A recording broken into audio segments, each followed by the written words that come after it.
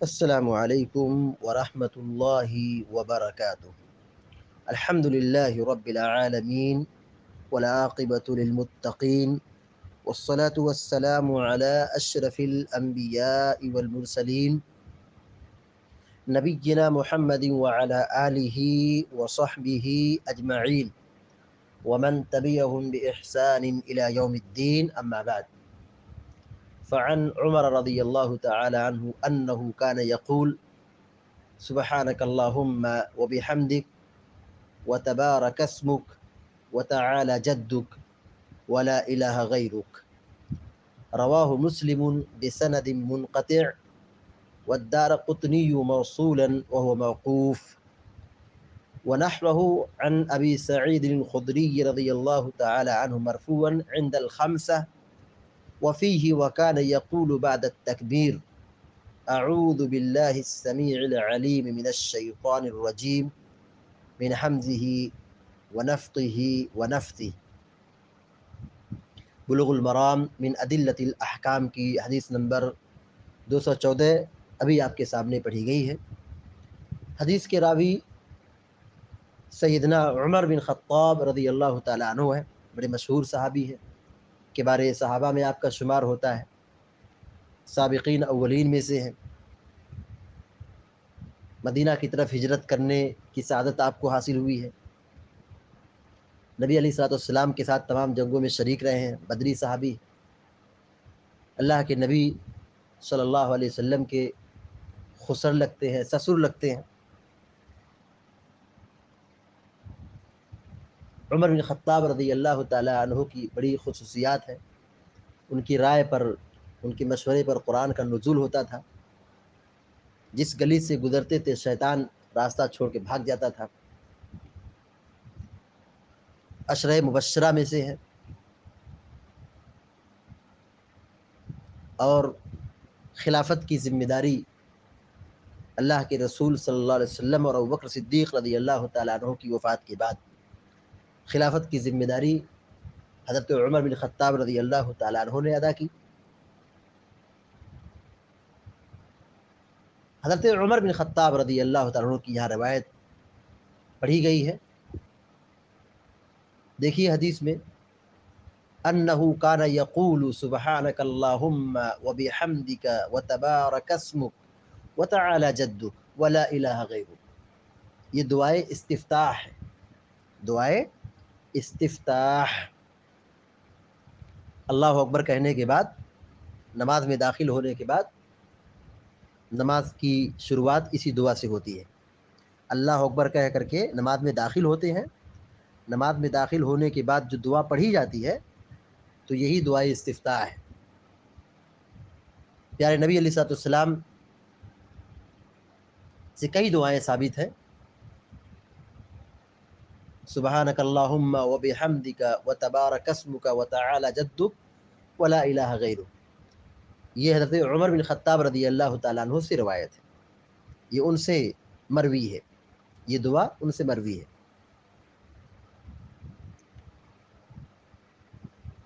یقولو کہتے تھے، یقولو کہتے تھے، قال یقولو نے کہنا، یقولو کہتے تھے سبحانک اللہم وبحمدک، سبحانک اللہم وبحمدک،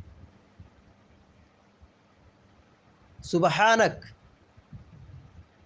اے اللہ تو پاک ہے، سبحانک اللہم، اللہم اے اللہ، سبحانک تیری ذات پاک ہے، تو پاک ہے، پاک ہے مطلب ہر قسم کے عیب سے، ہر قسم کی کمی اور نقص سے تو پاک ہے، سبحانک تو پاک ہے۔ سبحانہ کا معنی کیا ہوگا؟ تو پاک ہے، تیری ذات پاک ہے، ہر قسم کے عیب سے، ہر قسم کی کمی کوتاہی سے۔ اللہم اے اللہ، وبحمدک، وبحمدک، حمد مانے تعریف، وبحمدک تیری حمد کے ساتھ، تیری تعریف کے ساتھ.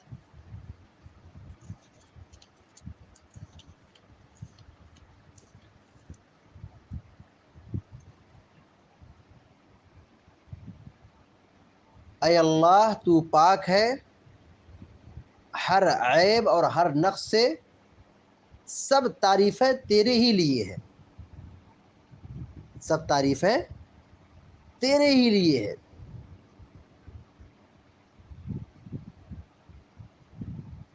وتبارک اسمک، اور تیرا نام بہت بابرکت ہے. وتبارک بابرکت ہے، اسمک تیرا نام، وتبارک اسمک اور تیرا نام بہت بابرکت ہے. وتعالی جدک، تعالی بلند، جدک تیری شان تیری عظمت، وتعالی جدک اور تیری شان بلند ہے، تیری عظمت بہت بلند ہے. ولا الہ غیرک اور تیرے سوا کوئی معبود برحق نہیں، ولا الہ غیرک اور تیرے سوا کوئی معبود برحق نہیں ہے. رواہ مسلم بسند منقطع، اس حدیث کو امام مسلم رحمہ اللہ نے منقطع سند کے ساتھ ذکر کیا ہے. منقطع سند کے ساتھ امام مسلم رحمہ اللہ نے اس کو بیان کیا ہے. منقطع کا مطلب یہ ہے کہ حدیث کی جو سند ہے اس میں انقطاع ہے، اتصال نہیں ہے. دیکھیے حدیث کی سند دو طرح ہوتی ہے، ایک منقطع ہوتی ہے اور ایک متصل ہوتی ہے. تو جو متصل ہوتی ہے وہ صحیح کہلاتی ہے، جو سند متصل ہوتی ہے وہ حدیث کیا ہوتی ہے؟ صحیح کہلاتی ہے. تو یہ سند کیا ہے؟ منقطع ہے. اصل میں یہ دعا جو یہاں پڑھی گئی ہے،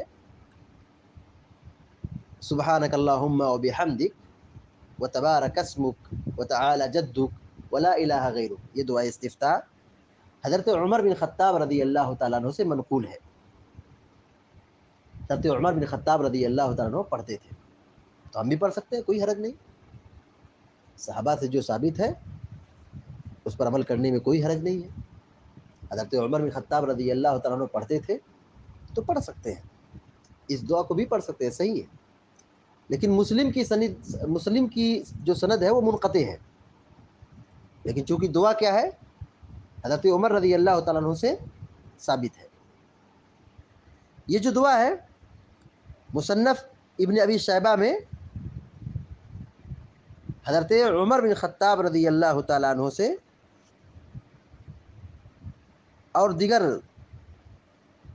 صحابہ اکرام سے بھی موقوفاً ثابت ہے. موقوفاً ثابت مطلب یہ ہوا کہ صحابہ سے ثابت ہے. حضرت عمر رضی اللہ تعالیٰ عنہ کا عمل ہے، ان کا قول ہے. اور شیخ البانی رحمہ اللہ نے مرفوعاً بھی صحیح قرار دیا ہے.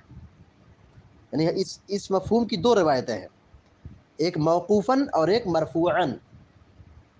موقوفاً بھی صحیح ہے اور مرفوعاً بھی صحیح ہے.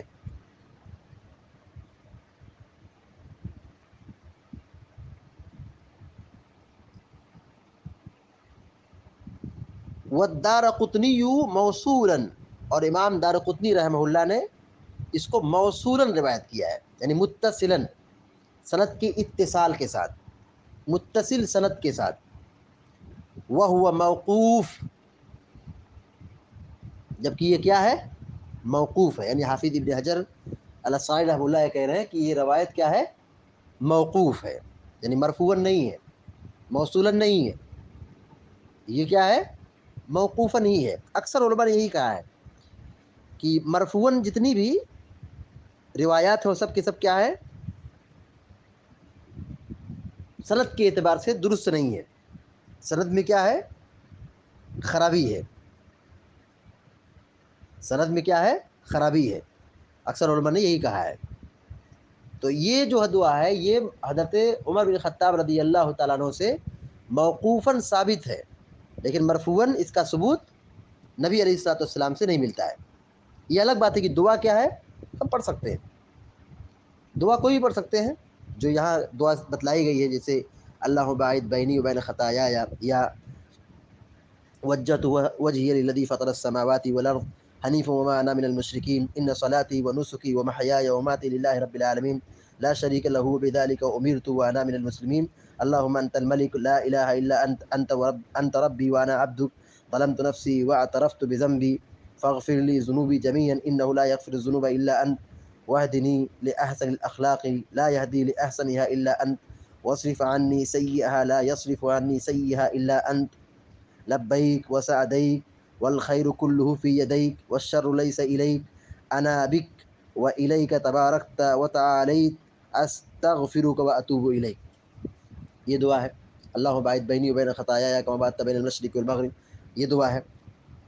تینوں دعا میں سے کوئی بھی پڑھ سکتے ہیں، لیکن یہ جو دعا آج کے درس میں پڑھی جا رہی ہے، اللہ سبحانک اللہم وبحمدک وتبارک اسمک وتعالی جدک ولا الہ غیرک، اس روایت کے بارے میں حافظ ابن حجر الاسقلانی رحمہ اللہ کہتے ہیں کہ یہ موقوف ہے، یعنی یہ صحابی سے ثابت ہے، مرفوعاً ثابت نہیں ہے۔ وَنَحْوَهُ عن ابی سعید الخدری مرفوعاً عند الخمسہ، اسی طرح ابو سعید خدری رضی اللہ تعالیٰ عنہ کے حوالے سے یہ حدیث مروی ہے، کہاں؟ عند الخمسۃ، مرفوعاً مروی ہے عند الخمسہ، پانچوں کے پاس۔ پانچ لوگ کون ہیں؟ پانچ محدثین، امام احمد، امام ابو داود، امام ترمذی، امام نسائی اور امام ابن ماجہ۔ ان پانچوں محدثین نے ابو سعید خدری رضی اللہ تعالیٰ عنہ کے حوالے سے مرفوعاً نقل کیا ہے۔ وفیہ وکان یقول عند التکبیر، اور اس روایت میں کیا ہے کہ اللہ کے رسول صلی اللہ علیہ وسلم تکبیر تحریمہ کی بات پڑھتے تھے، وکان یقول بعد التکبیر، اللہ اکبر کہنے کے بعد پڑھتے تھے، اعوذ باللہ السمیع العلیم من الشیطان الرجیم،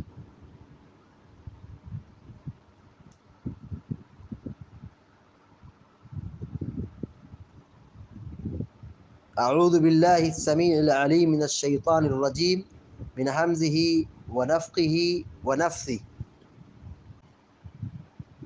یعنی کیا معلوم ہوا کہ تکبیر تحریمہ کے بعد دعائے استفتاح پڑھتے تھے، اور دعائے استفتاح کے بعد اعوذ باللہ السمیع العلیم من الشیطان الرجیم من حمزہ ونفخہ ونفثہ، یہ دعا پڑھتے تھے، یعنی تعوذ کا اہتمام کرتے تھے، تعوذ، اعوذ باللہ، اس کے بعد بسم اللہ الرحمن الرحیم اور سورہ فاتحہ، اور دوسری روایت میں آپ کو سرحد کے ساتھ ملے گا۔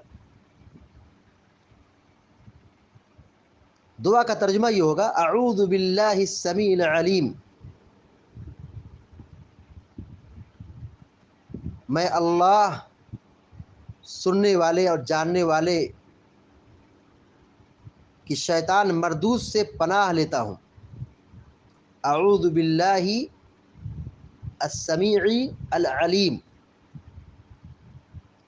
من الشیطان الرجیم، میں اللہ سمیع و علیم کی شیطان مردود سے پناہ لیتا ہوں، میں اللہ کی پناہ پکڑتا ہوں شیطان مردود سے، میں سننے والے دیکھنے والے اللہ کی پناہ پکڑتا ہوں شیطان مردود سے، من حمزہ ونفخہ ونفثہ، من حمزہ، حمز کہتے ہیں وسوسہ،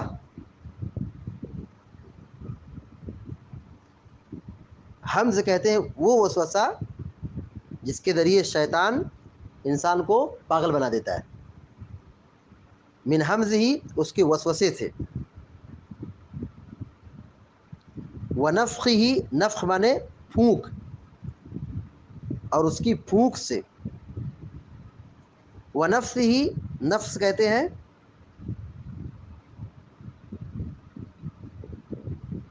تھوک،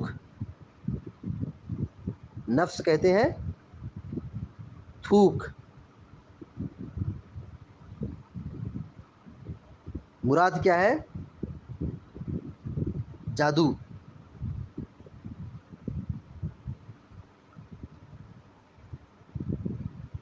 اعوذ باللہ من اعوذ باللہ السمیع العلیم من الشیطان الرجیم من حمدہ ونفخہ ونفثہ،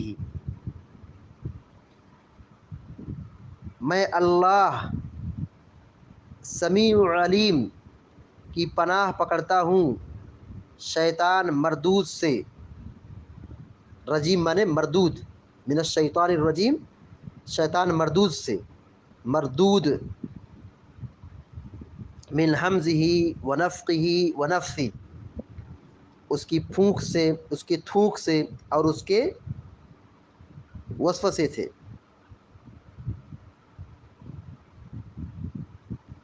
خلاصہ کلام یہ ہوا کہ اللہ کے نبی صلی اللہ علیہ وسلم سورہ فاتحہ پڑھنے سے پہلے تعوذ کا اہتمام کرتے تھے، تعوذ کا اہتمام کرتے تھے۔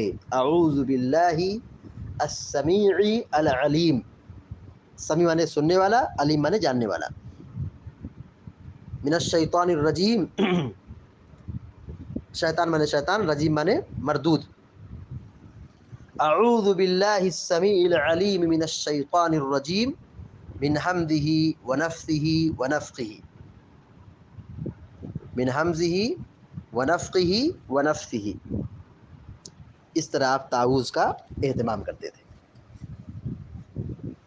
حدیث دوبارہ دیکھ لیجئے، حدیث نمبر 214، سیدنا عمر بن خطاب رضی اللہ تعالی عنہ بیان کرتے ہیں، انہ کان یقول، کہ وہ نمازیں پڑھتے تھے، سبحانک اللہم وبحمدک، اے اللہ تو پاک ہے ہر عیب اور ہر نقص سے، بحمدک، سب تعریفیں تیرے ہی لیے ہیں، سب تعریفیں صرف تیرے لیے ہے۔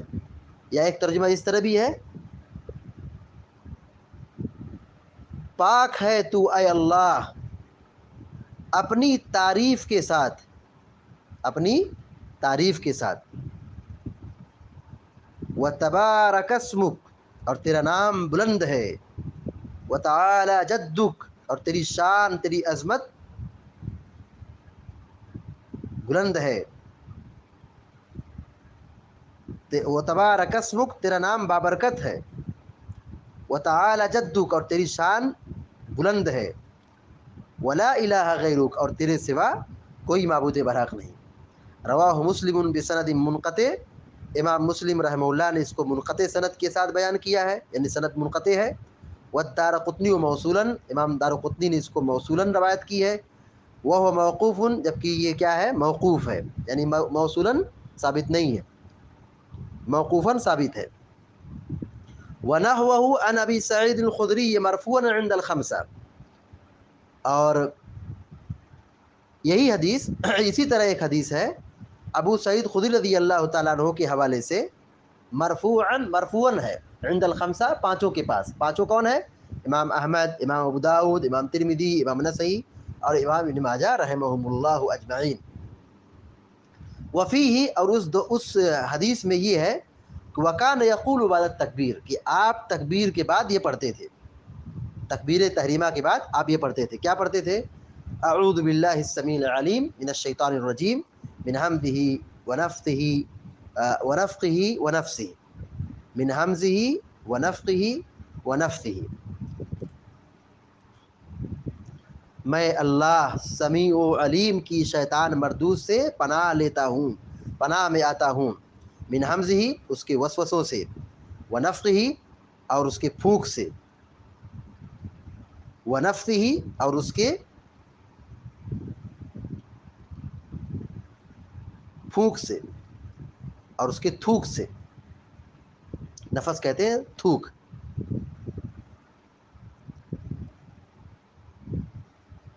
اہل علم نے تعوذ کے سلسلے میں دو باتیں بیان کی ہیں. بعض علماء کا یہ کہنا ہے کہ یہ ہر مرتبہ جب سورہ فاتحہ پڑھیں گے تب پڑھنا ہے. یعنی جب بھی ہر رکعت میں سورہ فاتحہ کے لیے کھڑے ہوتے ہیں، نماز پڑھنے کے لیے رکعت کے لیے کھڑے ہوتے ہیں تو سورہ فاتحہ پڑھتے ہیں. رکوع سجدے سے بعد سیدھے کھڑے ہوتے ہیں، سجدے کے بعد تو سورہ فاتحہ پڑھتے ہیں. تو سورہ فاتحہ سے پہلے بعض علماء نے یہ کہا ہے کہ اعوذ باللہ وہاں بھی پڑھنا ہے، اور بعض علماء نے یہ کہا کہ نہیں، صرف یہ پہلی مرتبہ پہلی رکعت میں تعوذ کا اہتمام کیا جائے گا تکبیر تحریمہ کے بعد، اور یہی صحیح ہے.